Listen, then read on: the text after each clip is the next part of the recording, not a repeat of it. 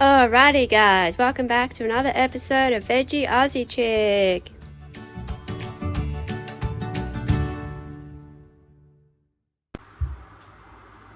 Hey guys, welcome back to my channel.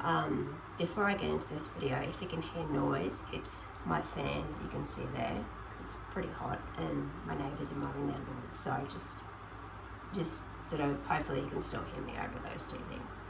So I thought I'd do another fighting fish video since by the time I put this video up, the other one probably would have been up already.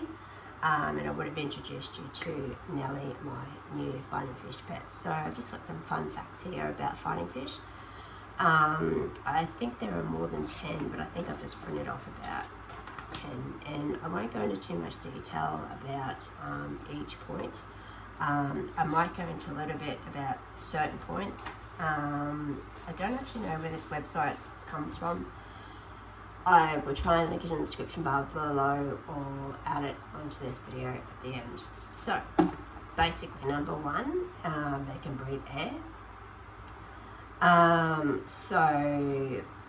Betta fish can breathe just like you and me, thanks to their, I can't really say this word properly, so I'm going to spell it, Labyrintth organ.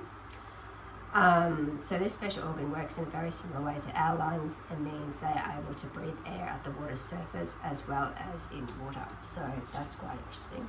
I haven't actually read any of these, so I'm kind of learning as I go along with you guys, for those of you who don't know much about fighting fish. I must have missed number 2. Okay, it didn't print out. So I've only got 9 facts for you. Sorry about that. They are fiercely territorial.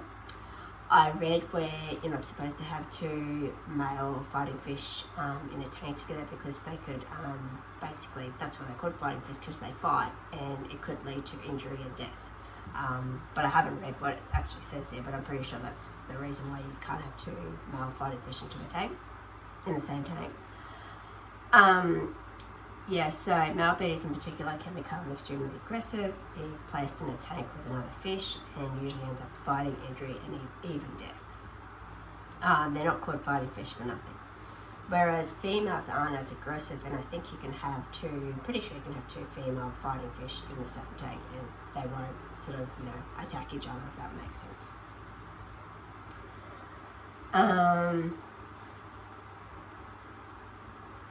It's actually got here also, but be aware, as if their tank is too roomy, females can become just as territorial and aggressive as their male counterparts, but males are more aggressive, if that makes sense.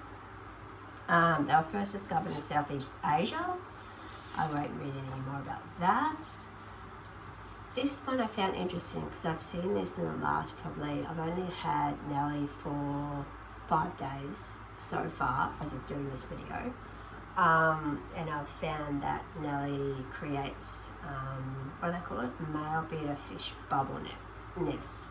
They're just like these little bubbles that pop up in the water, but I never knew why, so we're going to find out right now. So when it's time to breed and create lots more adorable baby betta fishes, the male betta fish will form a small bubble nest on the surface of the water. Right, that's really interesting. So that's why she does that, or he does that. He'll then watch over the nest, make repairs and retrieve any eggs that float away,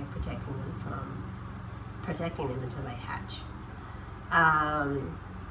Building a bubble nest is also a surefire sign you've got a happy, healthy male betta on your hands. Oh, well there you go, that's good, isn't it? I'm just going to go get a drink and I'll finish off the last 3 or 4 fun facts about fighting fish. So I'll be back.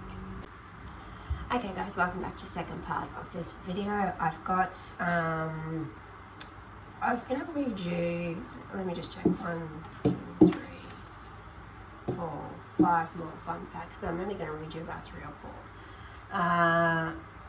Mainly because I don't think one of them is really that interesting, if that makes sense. So, so the next one it's got here is there are over 70 species of betta fish. I won't go into too much detail about that. Betta fish come in many different colours. I think I said in my last video about fighting fish that the males are generally the more colourful one and the females are the dull colour ones, which is quite surprising to me because I thought it would be the other way around. But no, it doesn't seem to be the case. And I picked Nellie because out of all the fish that I saw, he was the, I guess, most colourful and red. So the others were like a dark blue and you couldn't really see them. And I thought, oh, I'll just get a bright red one. And I'm glad I did. What else? Betta fish can jump. They're not just excellent swimmers. Betta fish are mighty jumpers too. If housed in an uncovered tank, bettas can jump up to 3 inches high on the average. I think that's about all I said about that. Well, Nellie hasn't jumped out of the fish tank yet. I was cleaning out her fish tank, or fish bowl the other day. This is another thing too. If you are trying to or going to clean your fish tank or your fish bowl, make sure that you put some of that solution I mentioned in the last video about this into water overnight.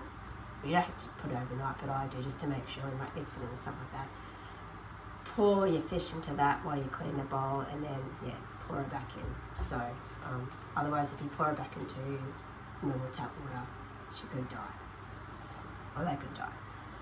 And last but not least, betta fish are carnivores. We know it's hard to believe a delicate-looking, beautiful fishy friend is actually a ruthless insect chomper. But then again, with a monkia-like fighting fish, we probably should have guessed as much. Betta fish need protein in their diet to thrive, and in the wild they'll eat insects, insect larvae, bloodworms, broomship, goes on, etc., etc. And yeah, so I'm actually surprised about that because like if they are in the wild, if they're in the ocean and stuff like that, that's I guess all they have to survive on. It's pretty much probably like all marine fish. They're just going to fight for their food basically. So I'm not surprised about that one. So guys, I think I'll leave it there. Thanks so much for watching. I hope you enjoyed. Don't forget to hit that subscribe button, like button, and follow me on Facebook and Instagram. If you're not subscribed, I'd love you to subscribe and come along for the ride, and I'll see you all next time.